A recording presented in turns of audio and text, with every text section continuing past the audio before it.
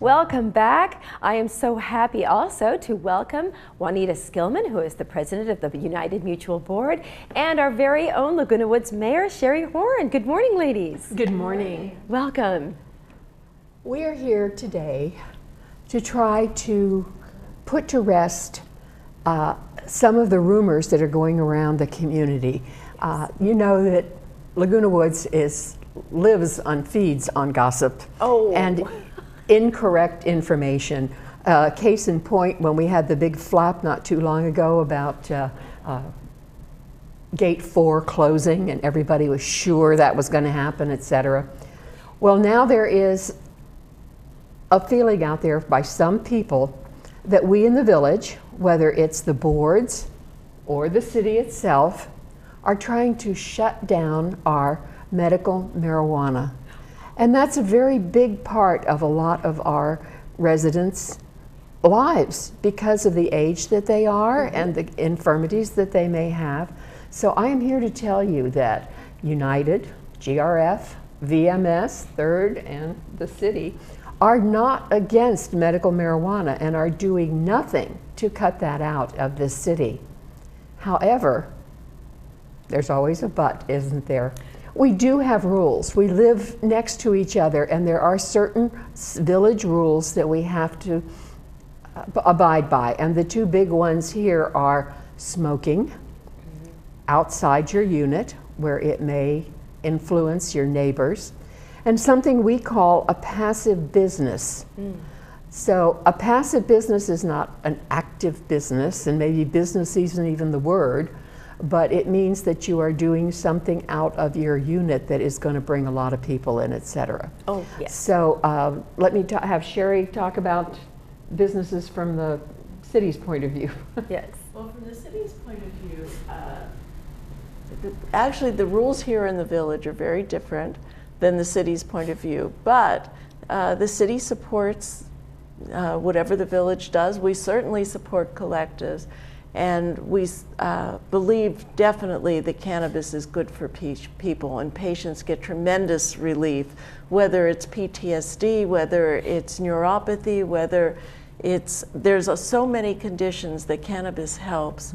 And especially now we have a terrible problem here in the village with opioid addiction, opioids and alcohol, and they're causing deaths. We have a very high death rate, accidental death rate.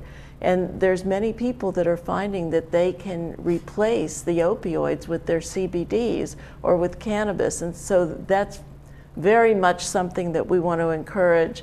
And but I'm very happy, I'm very proud of the boards coming out and stating their position that cannabis is treated like any other smoking material. Any other medicine. Yeah, right. All the rules have to be obeyed. You know, the same as with cigarette smoke, the same as with cannabis smoke, or any other medicine, but most other medicines you don't take with you to a clubhouse or anywhere else. So we want to make sure that everyone's in a safe atmosphere, that they can relax in a non-stressed way, but that they know that anything they want to do, they can do as long as they go according to the guidelines. We all have the same guidelines. Anything you want to do, you can do, but you have to do it the right way. Yes. So that's really important, and I applaud the village for having the courage to stand up and say that. This is not something that's easy for a lot of people to say, because cannabis has had a history, and in January it will be legal for recreational too. But again, as long as you abide by the rules and do what you're supposed to do, no one's going to bother you. And that's a wonderful thing. So let's talk a little bit about the rules. Let's do, yes. In United and Third and 50, man, we have something called application for a permit to conduct a passive business in your manor. Okay. And people need to fill this out.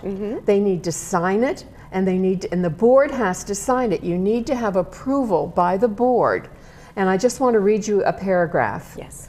I attest that the persons to whom I provide service will not visit my manor for purposes related to the business activity, and that all contacts with my clients shall be away from my manor. Further, I attest that the business will not cause an increase in vehicular traffic, either from deliveries, shipping, or otherwise, and that the business will not cause an increase in pedestrian traffic, and that my manor address will not appear on my business cards. Those are just some of the simple things when you apply for this permit, and there are 10 rules that you have to sign that you will follow. And basically, all they're saying is we live elbow to elbow with our neighbors. Yes. And we have to be very careful that we're not creating a nuisance so that their enjoyment of their units is not going to be protected. And we're not just talking about smoking cannabis. We're talking about cigarette smoking, pipe smoking, cigar smoking, anything like that. According to our rules, you can only do that in your unit with the doors and windows closed. So out on your balcony, out on your patio, out in front of your unit, that is not allowed, because then the smoke travels to your neighbors. And it's just really important that we follow the rules. And we have lots of different kinds of nuisance. Nuisance is probably the biggest thing that we see in our disciplinary hearings. Smoking is one of them. Noise is another one. Parking dogs. Parking dogs, any kind of dogs issues, all of those kinds of traffic things. to the units, that could also be a nuisance Absolutely. if it's just out of the ordinary and too much of a to bear. All right. Too much of a load to It bear. takes up our parking, which Yes. is extremely limited. Yes. And the traffic back and forth is a nuisance to neighbors, and so we have to look at what those nuisances are. Yes. So basically, what we Yes. wanted to say to everybody this morning is we are not shutting down the Cannabis Cooperative. We are not against medical marijuana. I'll leave recreation until after the first of the year. Yes, yes. And we want people to be able to use it. I have an aunt who is undergoing chemotherapy. Yes. And without her cannabis, she would not be able to eat. She would not be able to sleep. It's a big deal. Yes. So we have no issues with that. It's just how it's done, and to make sure that you are doing it not only according to rules of the village, but in consideration of your neighbors. Yes. And there's so many ways to ingest cannabis now. I mean, you can have it in pill form, tinctures, lozenges, edibles, gummy bears. I mean, there's an unending stream of things that you can ingest cannabis with. So you can carry it with you in your purse and eat a gummy bear or a brownie wherever you go. Not everybody smokes it anymore. Many people are trying to move away from smoking anything. Right. But that is the way to get the most immediate relief. But smoking cannabis is a little different than smoking a cigarette. First of all, the secondhand smoke is not cancerous like it is from nicotine. And you don't sit and smoke it like you do a cigarette for an unending period of time, however long it takes. So, but we still have to be considerate no matter what. And but at least you can relax and know that you can use the medicine of your choice in your home, whatever you want to do, as long as you're not bothering anybody else. Well, this is wonderful news to hear from both of you ladies, and it shows that you're taking this very seriously. For our mayor to show up, for the president of the Mutual to show up, this means that you do care about all residents, about their need for their medicines, and about the need for peace and harmony in the community. Right. Because what's disturbing is when these things start taking off, and then there are side issues that come up. We've had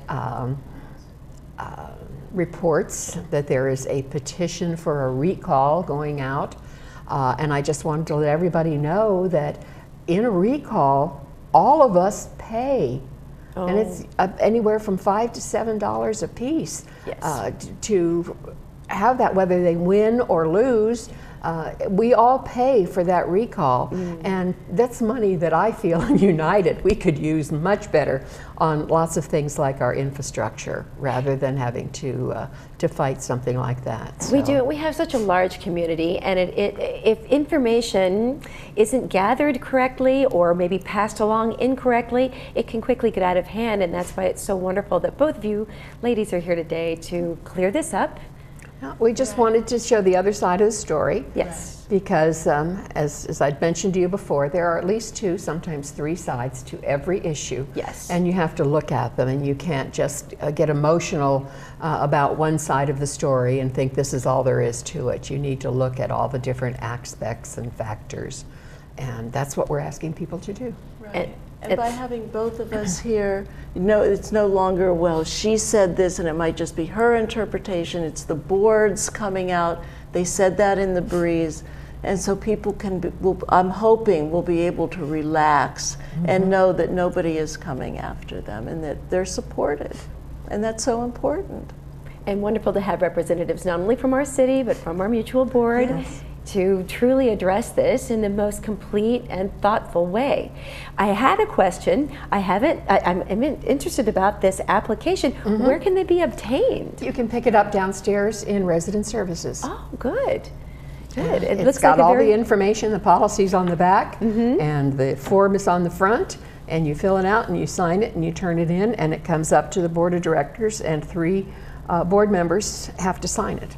That's wonderful. For the application to be approved. Now, if someone feels that there is a nuisance occurring in their neighborhood, what is the best way for them to voice that opinion or to bring it to? Compliance. We have a great compliance department, and they're the ones that sort through all of these things.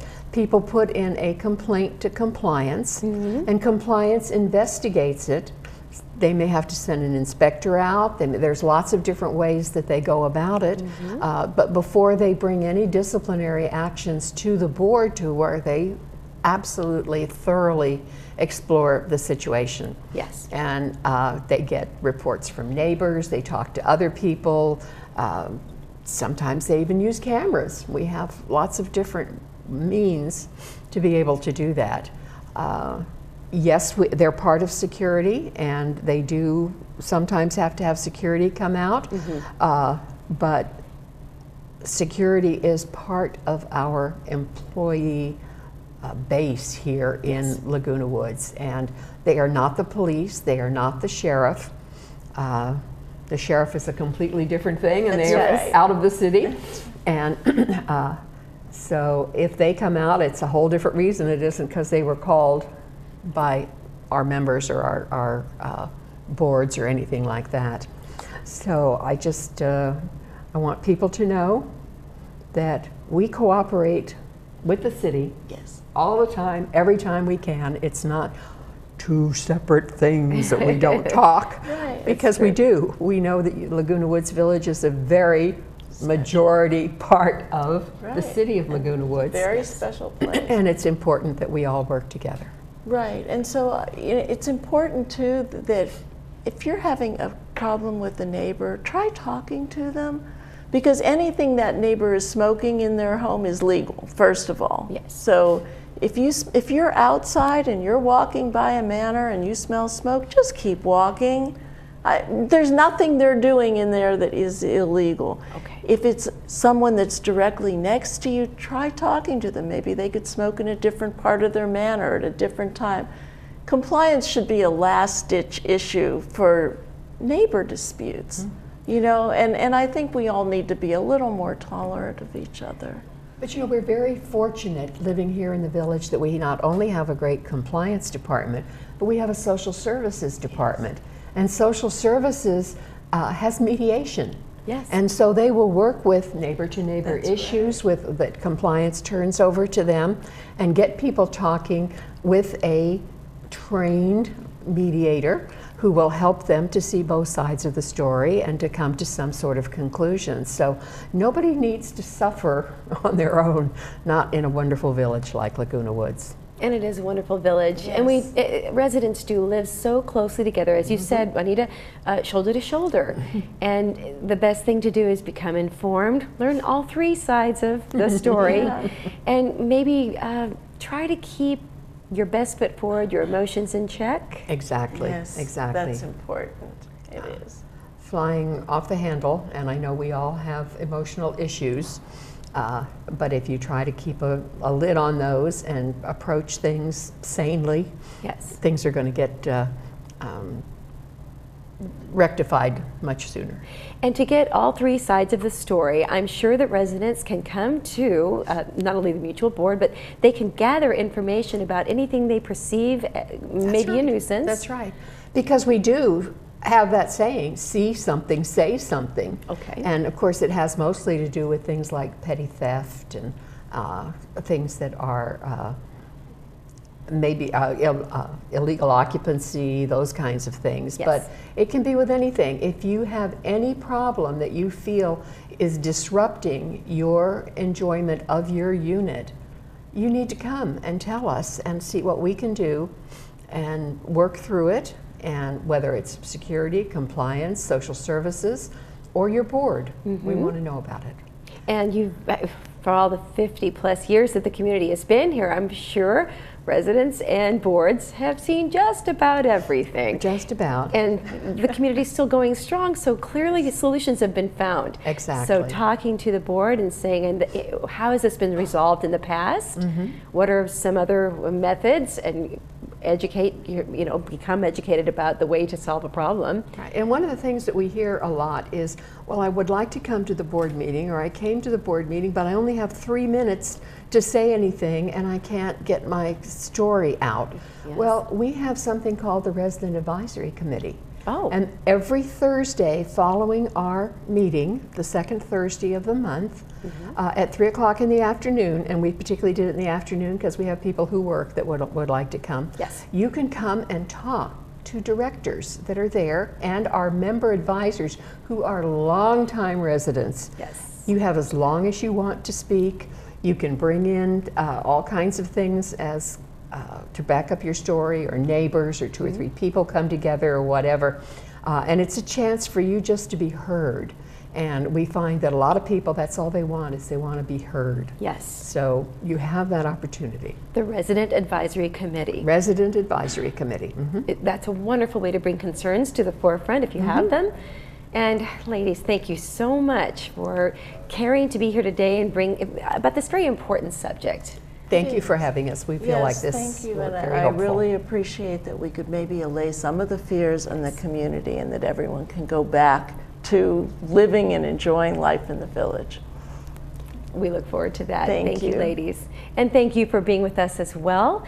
Be sure to remember the board meetings and the Resident Advisory Committee, and take advantage of all of the wonderful opportunities and information that is there for you. And stay with us right after this.